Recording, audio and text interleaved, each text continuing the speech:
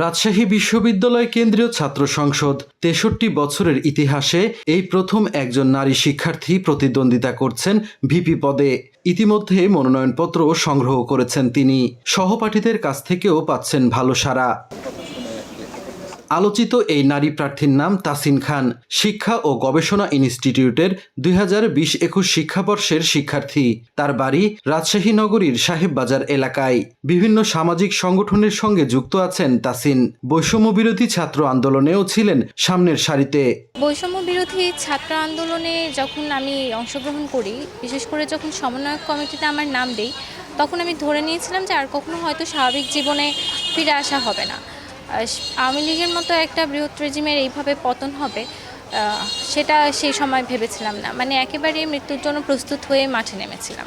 তারপরে ৫ই আগস্টের পর যখন স্বাভাবিক জীবনে আবার ফিরে আসছি, তারপর থেকে নিজের মধ্যে আমি একটা পরিবর্তন লক্ষ্য করি। পরিবর্তনটা হচ্ছে যে এখন আর কোনো কিছু প্রাপ্তির জন্য লোভ কাজ করে না, নিজের ভিতরে কিছু হারানোর ভয়ও কাজ করে না। আমাদের যে বিবেকের দায়, সেটা উপলব্ধি করেছি বলতে গেলে আমি এই বৈষম্য বিরোধী ছাত্র আন্দোলনে।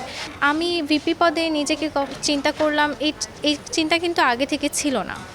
হ্যাঁ, রাকসু আমাদের প্রাণের দাবি। রাকসু নির্বাচন হলে সেখানে অংশগ্রহণ করার একটা ইচ্ছা আগে থেকেই ছিল, কিন্তু যখন রাকসু নির্বাচনের আমেজ সারা ক্যাম্পাসে ছড়িয়ে পড়তে শুরু করে, তখন আমি দেখি বা আমরা যখন আলাপ আলোচনায় বসি যে এখানে রাজনৈতিক সংগঠন যেগুলো, তাদের যেই অংশগ্রহণটা সেটাই স্বতঃস্ফূর্ত। আলাপ আলোচনাতে তারাই থাকছে, কিন্তু রাকসু তো কোনো রাজনৈতিক প্ল্যাটফর্ম না। এটাকে আমরা একটা সাংস্কৃতিক প্ল্যাটফর্ম হিসেবে চিনি, সাধারণ শিক্ষার্থীদের একটা প্ল্যাটফর্ম হিসেবে মনে করি। সেক্ষেত্রে সাধারণ শিক্ষার্থীদের এখানে অংশগ্রহণ নাই, তাদের প্রতিনিধিত্ব করার মতো মানুষের এখানে অভাব।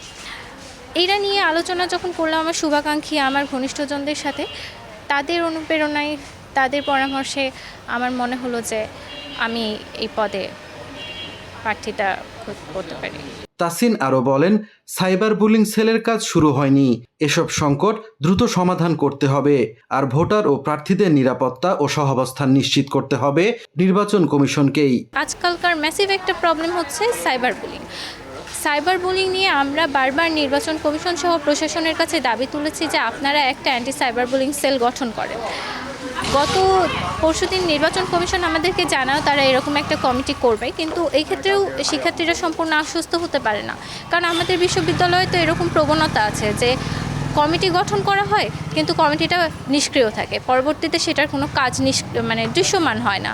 তো এই জায়গায় অনেকগুলো কনসার্ন মিলিয়ে যে এটা রাজনৈতিক প্ল্যাটফর্ম, আমি রাজনৈতিক সংগঠনগুলোর সাথে কম্পিট করতে পারবো না, আমার সাইবার বুলিং হবে, আমার নিরাপত্তা ইস্যু আছে, সব মিলিয়ে মেয়েদের অংশগ্রহণ এখানে খুবই কম, একদম হতাশাজনক। একটা অংশগ্রহণমূলক নির্বাচন হলে সেটা তো প্রতিদ্বন্দ্বিতামূলক হবেই।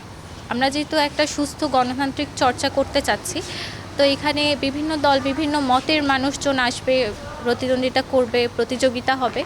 তো রাকসু নির্বাচন যেমনই হোক, আশা করি যে এইখানে সুস্থ একটা গণতান্ত্রিক চর্চা হোক, এখান থেকে শুরু হোক অ্যাটলিস্ট। রাকসু প্রতিষ্ঠিত হয় ১৯৬২ সালে। ১৯৮৯ সাল পর্যন্ত অনুষ্ঠিত ১৪টি নির্বাচনে কোনো নারী প্রার্থী ভিপি পদে প্রতিদ্বন্দ্বিতা করেননি। এবার দীর্ঘ ৩৫ বছর পর আবার নির্বাচন হচ্ছে, আর সেখানে একমাত্র নারী প্রার্থী তাসিন খান। সাইফুর রহমান রকি, সময় সংবাদ, রাজশাহী।